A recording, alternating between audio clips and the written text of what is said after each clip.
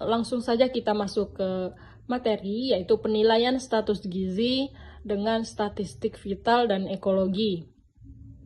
Menurut Bengao, dikutip oleh Jelif, 1966, malnutrisi merupakan masalah ekologi sebagai hasil yang saling mempengaruhi dan interaksi beberapa faktor fisik, biologis, dan lingkungan budaya.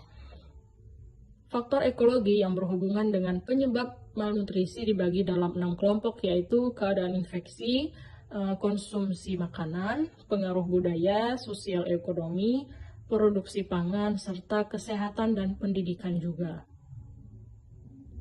Keadaan infeksi sendiri menurut Crimshaw et al. 1959 menyatakan bahwa ada hubungan yang sangat erat antara infeksi, yaitu bakteri, virus, dan parasit dengan malnutrisi. Mekanisme patologis yang bermacam-macam, baik secara sendiri-sendiri maupun bersamaan. Yang pertama ada penurunan asupan zat gizi akibat kurangnya nafsu makan, penurunan absorpsi, dan kebiasaan mengurangi makanan pada saat sakit. Yang kedua, peningkatan kehilangan cairan atau zat gizi akibat penyakit diare, mual, muntah, dan perdarahan yang terus-menerus. Yang ketiga, ada meningkatnya kebutuhan, baik dari peningkatan kebutuhan akibat sakit dan parasit yang terdapat di dalam tubuh. Selanjutnya ada konsumsi makanan. Pengukuran konsumsi makanan sangat penting untuk mengetahui kenyataan apa yang dimakan oleh masyarakat, dan hal ini dapat menyebabkan malnutrisi. Pengaruh budaya. Nah, hal yang perlu diperhatikan dalam pengaruh budaya antara lain ada sikap terhadap makanan, penyebab penyakit, kelahiran anak, dan produksi makanan atau pangan. Konsumsi zat gizi keluarga yang rendah juga dipengaruhi oleh produksi pangan. Rendahnya produksi pangan disebabkan karena para petani masih menggunakan teknologi yang bersifat tradisional. Selanjutnya ada faktor sosial ekonomi. Data sosial yang perlu dipertimbangkan adalah yang pertama, yaitu keadaan penduduk di suatu masyarakat seperti jumlah, umur, distribusi, seks, dan geografis. Yang kedua, keadaan keluarga, seperti besarnya keluarga, hubungan keluarga, dan jarak kelahiran. Yang ketiga, ada pendidikan, seperti tingkat pendidikan ibu dan bapak, keberadaan buku-buku, usia anak sekolah. Yang keempat, ada perumahan, yaitu tipe lantai, atap, dinding, ada listrik, ventilasi, ada perabotan, jumlah kamar, dan kepemilikan, dan lain sebagainya. Yang kelima ada dapur, seperti bangunan, lokasi, kompor, bahan bakar, alat masak, dan pembuangan sampah. Keenam ada penyimpanan makanan, seperti ukuran, isi, penutup serangga. Yang ketujuh ada air, seperti sumbernya, jarak dari rumahnya, dan yang terakhir ada kakus atau tipe jika ada keadaannya. Dilihat dari data ekonomi meliputi yang pertama pekerjaan, seperti pekerjaan utama misalnya pekerjaan petani, dan pekerjaan tambahan misalnya pekerjaan musiman. Yang kedua pendapatan keluarga, seperti ada gajinya, industri rumah tangga, pertanian pangan atau non-pangan, dan hutang. Yang ketiga, kekayaan yang terlihat seperti tanah, jumlah ternak, atau perahu, mesin jahit, kendaraan, atau radio, TV, dan lain sebagainya.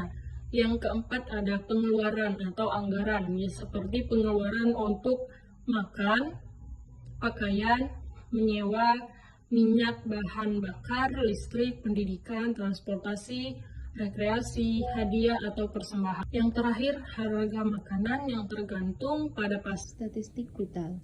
Salah satu cara untuk mengetahui gambaran keadaan gizi di suatu wilayah adalah dengan cara menganalisis statistik kesehatan. Beberapa statistik vital yang berhubungan dengan keadaan kesehatan dan gizi antara lain angka kesakitan, kematian, pelayanan kesehatan, dan penyakit infeksi yang berhubungan dengan gizi.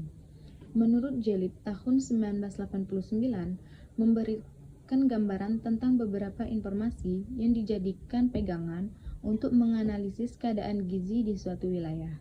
Informasi tersebut adalah angka kematian pada kelompok umur tertentu. Age-specific mortality rates, angka kematian pada kelompok umur tertentu.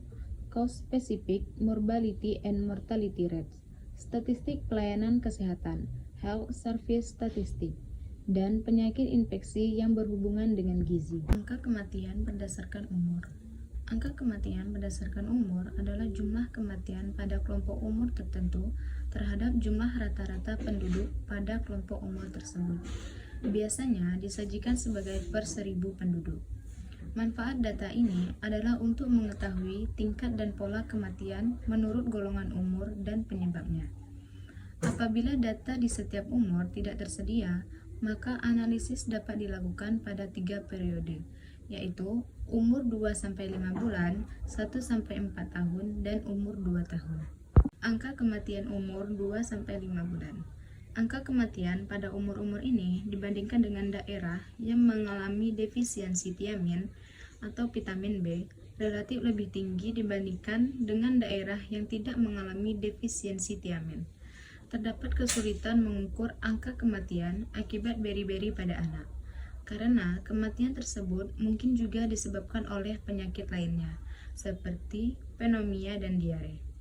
Ada 3 keadaan defisiensi gizi yang sering dihubungkan dengan periode umur pada bayi yang disusui. Yang pertama, beri-beri infantil. Yang kedua, defisiensi vitamin B12 atau asam folat. Yang ketiga, rektesia, yaitu kekurangan vitamin D. Ketiga hal itu bisa terjadi jika konsumsi vitamin B1, B12, dan vitamin D pada ibu pada saat kehamilan atau pada saat menyusui kurang. Angka kematian umur 1-4 tahun. Angka kematian bayi adalah jumlah kematian anak umur kurang dari 1 tahun dalam tahun tertentu terhadap jumlah kelahiran hidup pada tahun yang sama, yang disajikan sebagai per 1000 kelahiran hidup.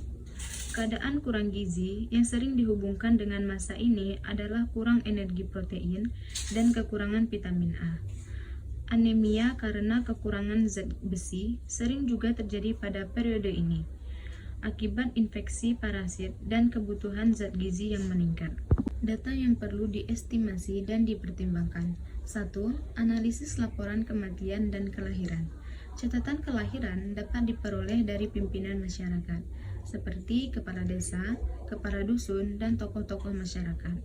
Jika tersimpan dengan lengkap dan akurat, data dapat digunakan untuk menghitung kematian bayi dan angka kematian umur 1-4 tahun. 2. Perhitungan hasil sensus. Kondisi ini biasanya sulit dilakukan dengan baik karena bermacam-macam akses, seperti sulitnya mendapatkan umur yang tepat dan akurat, serta terjadinya imigran yang gelap. 3. Pendataan tingkat desa. Pendataan dilakukan dengan wawancara terhadap ibu mengenai jumlah anak yang pernah dilahirkan, jumlah anak yang pernah meninggal, dan umur waktu meninggal. Penyajian hasil. Angka kematian dapat disajikan dengan berbagai cara. 1. Persentase kematian anak balita terhadap kematian umur. 2. Angka kematian tahunan anak umur 1-4 tahun. 3. Persentase kematian anak-anak yang terjadi pada umur 1-4 tahun. 4. Rasio kematian anak 1-4 tahun terhadap angka kematian 1-2 bulan. Asumsi yang diperlukan untuk penyajian hasil adalah penyakit infeksi dan ketetapan pencatatan kelahiran adalah sama untuk kedua kelompok. Malnutrisi terutama banyak terjadi pada kelompok umur ini. Menginterpretasikan data-data tersebut perlu mempertimbangkan beberapa faktor. Yang pertama, pengetahuan mengenai pola penyakit lokal pada umur dini, terutama mengenai bentuk CAP atau defisiensi vitamin A pada umur tertentu. Kedua, kejadian penyakit infeksi bakterial dan parasit pada bayi dan anak umur 1-4 tahun. Ketiga, analisis faktor lingkungan yang mempengaruhi terjadinya malnutrisi. Nah, angka kesakitan dan kematian akibat penyebab tertentu itu biasanya besarnya proporsi kematian balita dapat disebabkan oleh penyakit diare, parasit, pneumonia, atau penyakit penyakit infeksi lainnya seperti campak dan batu rejan. Nah, selanjutnya dengan mengetahui penyebab kesakitan terhadap penyakit tertentu yang disertai penyakit kekurangan gizi atau terhadap penyakit kurang gizi yang disertai penyakit lainnya, dapat dilakukan intervensi yang lebih komprehensif, intervensi yang tidak saja dilakukan pada penyebab utama tetapi juga terhadap penyakit penyertanya. Selanjutnya yaitu adalah statistik layanan kesehatan. Yang pertama itu ada puskesmas. Meningkatnya kasus keadaan gizi kurang yang dihadapi puskesmas merupakan isyarat tentang insiden keadaan kekurangan gizi di suatu daerah. Nah, data mengenai angka kesakitan dan penyebabnya yang tersedia di puskesmas dapat juga dijadikan isyarat tentang kondisi kesehatan di wilayah kerja puskesmas tersebut. Kadang-kadang penyebab kematian kurang tepat menggambarkan penyebab kematian yang sebenarnya. Selanjutnya itu ada rumah sakit. Data-data dari rumah sakit ini dapat memberikan gambaran tentang keadaan gizi di dalam masyarakat, baik dari segi angka kematian maupun penyebabnya. Apabila masalah pencatatan dan pelaporan rumah sakit kurang baik, data ini tidak dapat memberikan gambaran yang sebenarnya. Oleh karena itu, pencatatan dan pengkodean angka kematian dan penyebabnya di rumah sakit harus dapat dilaksanakan dengan sebaik-baiknya. Selanjutnya yaitu infeksi yang relevan dengan keadaan gizi. Bisa dilihat dari gambar yang ada di video, bahwasannya kaitan penyakit infeksi dengan keadaan gizi kurang merupakan hubungan timbal balik, yaitu hubungan sebab akibat. Penyakit infeksi dapat memperburuk keadaan gizi dan sebaliknya, keadaan gizi yang jelek dapat mempermudah terkena infeksi. Penyakit yang umumnya terkait dengan masalah gizi antara lain diare, tuberkulosis, campak, atau whooping cough atau batuk rejan. Selanjutnya yaitu masih terkait infeksi yang relevan dengan keadaan gizi. Kita bisa lihat gambar di video, interaksi berbagai faktor yang terkait dengan malnutrisi dan infeksi, di mana malnutrisi ini disebabkan dengan adanya konsumsi yang rendah, distribusi atau pengadaan makanan, ekonomi, masalah ekonomi, budaya, pendidikan, kepadatan penduduk, keadaan politik, sanitasi, gangguan kualitas biologi, kebutuhan, itu bisa menyebabkan malnutrisi, di mana malnutrisi ini bisa menyebabkan kematian, keterlambatan tumbuh kembang, produktivitas menurun, gejala dan tanda malnutrisi.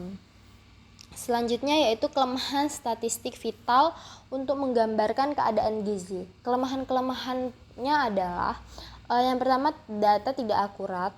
Kedua, tidak akuratnya data ini disebabkan oleh karena kesulitan dalam mengumpulkan data. Khususnya di negara-negara yang sedang berkembang seperti Indonesia, kesulitan mendapatkan data yang muncul karena beberapa data cenderung ditutup-tutupi atau disembunyikan oleh pemerintah karena alasan politik. Nah, yang ketiga, kemampuan untuk melakukan interpretasi secara tepat, terutama pada saat terdapat faktor-faktor lain yang mempengaruhi keadaan gizi seperti tingginya kejadian penyakit infeksi dan faktor sosial ekonomi lainnya. Nah, berdasarkan hal tersebut perlu juga dipikirkan untuk melakukan interpretasi berdasarkan kawasan, musim, jenis kelamin, kelompok umur, dan lain-lain. Nah, begitulah penjelasan dari kelompok kami mengenai penilaian status gizi dengan statistik vital dan ekologi. Jikalau ada salah, silahkan komen. Saran, silahkan komen. Jangan lupa like. Terima kasih. Saya akhiri. Wassalamualaikum warahmatullahi wabarakatuh.